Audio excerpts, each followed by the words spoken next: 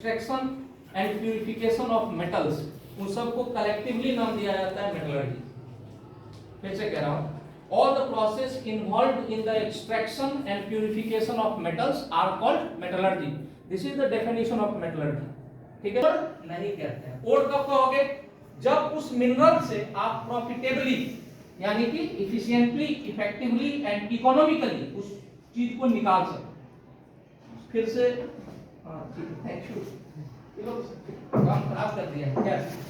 इस तरह की किसी चीज का नाम सुने हो? Al2O3 dot twice H2O, bauxite है ये। बॉक्साइट एल्यूमिनियम का ओर है या मिनरल है? दोनों है भाई, क्योंकि मिनरल तो है ही, क्योंकि इसमें एल्यूमिनियम प्रेजेंट है। और ओर क्यों है? बिकॉज इसमें से प्रॉफिटेबली एक्सट्रैक्ट भी आप कर सकते हो।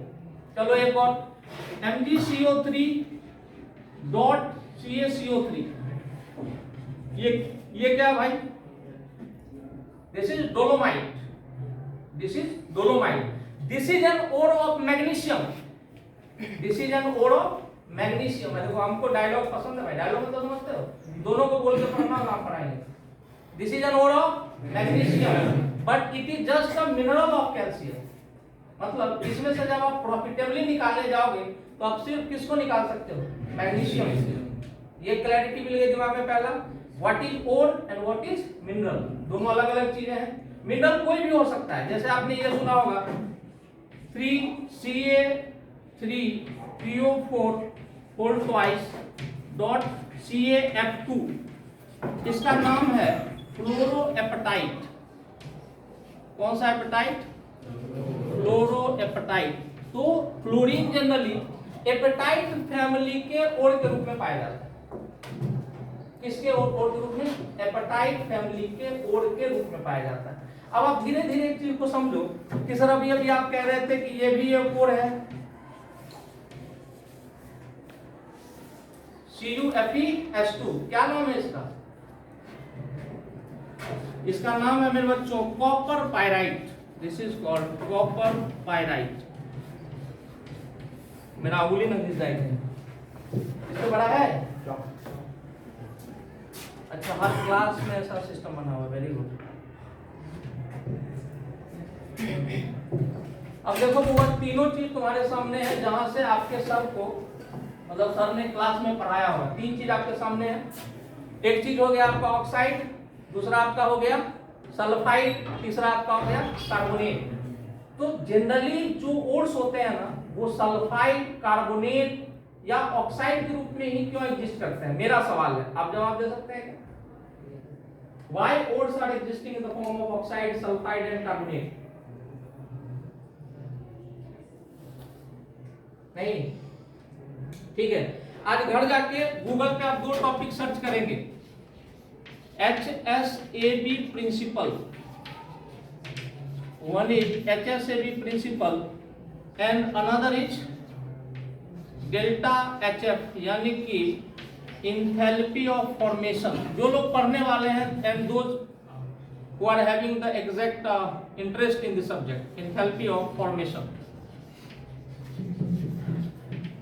मेरा समझाने का तरीका थोड़ा अलग है। जैसे मान लो कि तुम्हारे क्लास में हर बच्चा का कोई दोस्त होगा। जैसे मान लो कि एक तुम्हारे क्लास में कोई बच्चा, तुम्हारा नाम क्या हुआ? साहिद चंदन, साहिद, शाहिद आप हैं, आपका क्या नाम है? बेटे, आपका बैठ के बोलो। ऋषभ, ठीक है। मान लीजिए कि शाहिद और ऋषभ दोस्त हैं, और हम शाहिद से सवाल करें कि तुम्हारा दोस्त, तुम्हारा नाम क्या है? सुमन। हम शाहिद से पूछे तुम्हारा दोस्त सुमन क्यों नहीं है? ये क्वेश्चन पूछना सही है कि गलत है? गलत है। दोस्ती आपके चॉइस के ऊपर है ना। It is your intrinsic property. जैसे मानो एक डब्बे में अगर हम कैल्शियम रख दें, मतलब ये इमेजिन करवा रहे हैं, कैल्शियम रख दें, उसके साथ सल्फर रख दें, उसके साथ क्लोरीन रख दें, उसके साथ कार्बोनेट रख दें, तो जब हम डब्बा खोलेंगे थोड़ी देर बाद, तो ये अपने आप कैल्शियम किसके साथ कंबाइन करके बैठा हुआ मिलेगा? कार्बोनेट के साथ। किसके साथ? तो हम ये सवाल नहीं कर सकते कि बाकियों से क्यों नहीं किया तुम कंबाइन। कोई भी वस्तु, कोई भी एंटिटी उसी के साथ कंबाइन करेगा जिसके साथ उसकी एफिनिटी हो। एफिनिटी का मतलब नीड, वांट या डिजायर। आपको मन नहीं है उससे कंबाइन करने का, नहीं करेंगे। तो इसी को दो साइंटिस्ट आए जिन्होंने इसको एक्सप्लेन किया दो प्रिंसिपल ग्रुप में, HSAB प्रिंसिपल मतलब hard soft acid base principle, और इसके नीचे है इंथैल्पी ऑफ फॉर्मेशन का कॉन्सेप्ट। जिसके साथ आपका जितना इंथैल्पी ऑफ फॉर्मेशन ज्यादा रिलीज होगा आप उसी के साथ कंबाइन करना चाहो। जैसे फॉर एग्जांपल मैं आलू बैगन की सब्जी बनाना चाहता हूं और मैंने गैस को बंद ही रखा और आलू बैगन को जैसे मैं कढ़ाई में डालता हूं आधा वो लोग खुद ब खुद पक जाता है, खुद ब खुद अपने आप हीट जनरेट करके आधा पक गया। तो आपको पता है कि पूरा दुनिया फिर एक ही सब्जी खाएगा। कौन सा सब्जी? आलू बैगन। दोनों आपस में मिक्स हुआ, दोनों आपस में मिक्स हुआ और पक गया। फील किया किसी ने मेरी बात को कि हम क्या कहना चाह रहे हैं? और ये जो चीज हीट निकली आलू बैगन के बीच में उसी को हम कह रहे हैं एंथैल्पी ऑफ फॉर्मेशन। आपका सबके साथ समान नहीं निकल सकता है, ठीक है। तो ये दो रीजन आपको समझने होंगे कि कोई भी मेटल ओड के फॉर्म में जब एग्जिस्ट करता है तो कुछ डिफिनिट फॉर्म्स में क्यों एग्जिस्ट करता है, क्यों नहीं हर चीज का क्लोराइड बनते जैसे कैल्शियम है। अच्छा गोल्ड की बात करते हैं, गोल्ड अर्थ के अंदर प्योर फॉर्म में पाया जाता है? नहीं, किसके साथ पाया जाता है? तो बता, कंबाइंड। किसने पढ़ाया ये? वो नहीं पढ़ा था सर। अच्छा, और किसी के पास इसका जवाब है? मेरा प्रश्न आपको पता बेटो, gold is a Nobel metal सुना होगा तुमने, किसी के साथ रिएक्ट नहीं करता है। तो मैं ये पूछ रहा हूँ कि क्या गोल्ड धरती के अंदर जब पाया जाता है तो अपने प्योर फॉर्म में होता है कि वो भी कंबाइंड फॉर्म में होता है? जल्दी बोलो। प्योर फॉर्म में। हाँ, आपका जवाब 99% सही है, 10th के लेवल में 100% सही है। लेकिन जैसे आप बड़े क्लास में जाओगे ना, गोल्ड दो चीजों से रिएक्ट कर जाता है, वो भी धरती के अंदर जब हाई टेम्परेचर में प्रेशर पे होता है। एक होता है क्लोरीन। गोल्ड जब निकलता है तो जनरली तो प्योर ही निकलता है, सही जवाब। लेकिन कुछ जगहों पर कुछ ऐसे खान हैं इंडिया में और साउथ अफ्रीका के अंदर जहां वो ऑरिक क्लोराइड के रूप में होता है, AuCl3, ध्यान रखना AuCl3। और एक होता है टेल्यूराइड। ग्रुप 16 याद है सबको? पीरियोडिक टेबल कभी देखा है? ग्रुप 16वां देखो, तुम्हारे सामने रखा हुआ है, खोल लो एक बार। ग्रुप 16 में आओ जल्दी, मैं बता दूं तो तुम्हारे साथ ढूंढते रह जाएगा। यहाँ है ऑक्सीजन वाला फैमिली, ये वाला। तो इसमें देखो ऑक्सीजन, सल्फर के बाद सेलेनियम है और सेलेनियम के नीचे टेल्यूरियम है। तो AuTe2 के फॉर्म में भी एग्जिस्ट करता है, यानी कि गोल्ड या तो क्लोराइड के फॉर्म में होगा या तो टेल्यूराइड के फॉर्म में होगा, या तो क्लोराइड के फॉर्म में या तो टेल्यूराइड के फॉर्म में। अच्छा, ये पूरा लास्ट वाला एलिमेंट देखो तो लिवर्मोरियम है क्या? इसमें नाम है Lv, ऑक्सीजन वाले फैमिली में लास्ट में लिवर्मोरियम इज देयर कि खाली छोड़ा हुआ है जगह? अच्छा, UUH करके, ठीक है ठीक है। मतलब ये इनकम्प्लीट पीरियोडिक टेबल है। आप लोगों को पता है कि नहीं कि आज की डेट में हमारे पास 118 के 118 एलिमेंट खोजे जा चुके हैं और साइंटिस्ट लोगों ने प्रेडिक्ट कर दिया है कि there is no chance that any new element will be existing on the earth surface. ऐसा कोई चांस ही नहीं बनता कि आपके अर्थ सरफेस पर और कोई एलिमेंट हो। तो आप चाहें तो जो नीचे में लिखा हुआ उसका नाम हम लिख देते हैं, भर लेना। ग्रुप 13 में सबसे नीचे आ गया है नियोनियम। नाम क्या है? नियोनियम, NH। ये है ग्रुप 13 का। ग्रुप 14 में सबसे नीचे देखोगे तो आ गया है कार्बन के नीचे फ्लेरोवियम, Fl। ग्रुप 13 के नीचे जो है इसका एटॉमिक नंबर कितना होगा बच्चों? जोर से बोलना रे, 113। और ग्रुप 14 के नीचे होगा तो उसका सबसे 114। ग्रुप 15 में मॉस्कोवियम, Mc 115। ग्रुप 16 में OH से टिपो सबसे लास्ट में कौन होगा? लिवर्मोरियम 116। ग्रुप 17 में होगा टेनेसिन, TS। जहां ना fluorine, chlorine, bromine, iodine, एस्टेटीन। Group 17 उसके सबसे नीचे में आएगा टेनेसिन, TS 117। और हीलियम, नियन, आर्गन, क्रिप्टन ग्रुप 18 उसमें आएगा सबसे नीचे OG 118। इसका नाम है oganesson. This is a man made inert gas. आपने अभी तक बाकी इनर्ट गैस देखे होंगे। ऑर्गेनेशन। अब पूरा पीरियोडिक टेबल को भर दिया गया। तो incomplete form of periodic table आपको 10वीं तक पढ़ना है। जब आप 11th में जाएंगे तो आपको पूरा कंप्लीट पढ़ना पड़ेगा। क्लैरिटी है? अब शायद तुमको ये समझ में आ गया होगा कि जो हायर रिएक्टिविटी सीरीज के मेटल होते हैं वो अपने हैलाइड के फॉर्म में एग्जिस्ट करते हैं, जो लोअर रिएक्टिविटी को होते हैं वो सल्फाइड या कार्बोनेट के रूप में एग्जिस्ट करते हैं, और जो सबसे लो रिएक्टिव मेटल है वो नेचुरली फ्री फॉर्म में एग्जिस्ट करते हैं, जैसे मैंने गोल्ड और प्लेटिनम का एग्जांपल लिया। क्लैरिटी आई भाई? पढ़ा है ना मेटलर्जी? तो धरती के नीचे से निकालोगे तो सबसे पहले क्या करोगे, उसके अंदर गैंग होगा, GANGUE।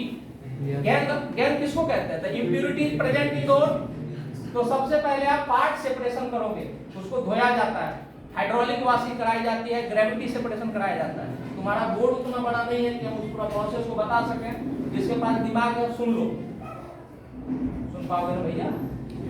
सबसे ऊपर दिमाग में लिखो और निकाल के लाए, फिर उसका आपने पार्ट सेपरेशन कराया, मतलब उसको पानी से धोया एंड ग्रेविटी सेपरेशन, जैसे गेहूं से भूसा अलग करते हैं वैसे जो जो चीज हट सकती थी हटा दिया आपने, हाइड्रोलिक वॉशिंग कर दिया। और एक मेथड होता है जो कहते हैं टेबल क्लासिफायर मेथड, भारी भारी चीजें अलग कर ली, हल्की हल्की चीजें अलग। जो हल्की चीजें हैं उसमें कभी ओड हो ही नहीं सकता, तो उसको छाट के फेंक दिया, ठीक है। अब पार्ट कंसंट्रेशन के बाद आप कराते हो फुल कंसंट्रेशन। फुल कंसंट्रेशन में एक मेथड यूज होता है जिसको कहते हैं froth flotation method. This method was discovered by a washer woman. उसका मालिक जो था ना वो कॉपर के खान में काम करता था, तो जब काम करके आता था तो उसके कपड़ा पे कॉपर का डस्ट लगा होता था। उसने देखा कि जब हम धोते हैं इसको तो झाग के साथ वो डस्ट भी ऊपर आता है। फ्रोथ मतलब होता है झाग, फ्लोटेशन मतलब ऊपर आना। तो फ्रोथ फ्लोटेशन मेथड करा के आप पार्टली कंसंट्रेटेड ओर को क्या बना लेते हो, फुल्ली कंसंट्रेटेड ओर बनाते हो। फिर आती है बारी इसको अलग करने की, तो आप करते हो दो काम। आप करते हो कैल्सिनेशन एंड रोस्टिंग। रोस्टिंग का मतलब कि high abundant supply of oxygen में बर्न कर देते हो, और कैल्सिनेशन का मतलब कि आप उसको लिमिटेड सप्लाई ऑफ ऑक्सीजन में बर्न करते हो। बोलो बउआ। कार्बोनेट ओर के लिए यूज किया जाता है कैल्सिनेशन, सल्फाइड ओर के लिए यूज किया जाता है रोस्टिंग। अब इसके बाद क्या होता है कि आपने ऑक्साइड तो बना लिए, सारे को कन्वर्ट कर लेते हैं ऑक्साइड में, फिर कार्बन वगैरह डाल के या कार्बन मोनोऑक्साइड की मदद से आप उसको रिड्यूस कर लेते हो, मेटल अलग हो जाता है, उसका ऑक्सीजन वाला पार्ट अलग हो जाता है। लेकिन ये जो मेटल मिला that is impure metal, then you have to apply the methods of purification. Purification जिसमें आप यूज करते हो electrolysis, electro refining, zone refining and many different technique. This completes the whole metallurgy. अब आ गया इसमें डेफिनेशन याद करो। All the processes involve in the extraction of metal and then up to purification. ये पूरी कहानी को हम क्या कहते हैं, मेटलर्जी। मेटल को उसके ओर से अलग करना और अपने प्रॉफिट के हिसाब से यूज करना। और सबसे बड़ा चीज एग्जाम में याद रखना 3 E's। और आपसे पूछा जाएगा कि सर हम लोग लोहे के लिए यानी कि आयरन के लिए इलेक्ट्रो रिफाइनिंग टेक्निक काहे नहीं यूज करते हैं, तो आप कहिएगा कि इकोनॉमिकल नहीं है। क्या कर नहीं सकते हैं? बिल्कुल कर सकते हैं, लेकिन ये इकोनॉमिकल नहीं है क्योंकि लोहा सस्ता एलिमेंट है। क्लैरिटी मिल गई सबको? और कोई ऐसा मन में कष्ट? और एक खुशी की बात बताते हैं तुमको कि हम 10th को नहीं पढ़ाते हैं, लेकिन कभी तो पढ़ाए होंगे, कभी तो हम भी पढ़े होंगे। नीट का नाम सुने हो?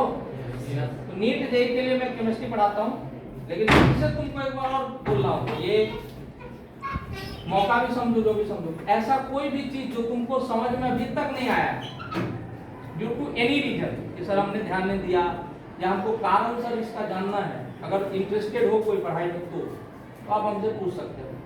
इसके अलावा अगर जेईई नीट के बारे में मन में कोई ऐसा प्रश्न है जो आपको अनक्लियर है तो आप पूछ सकते हैं।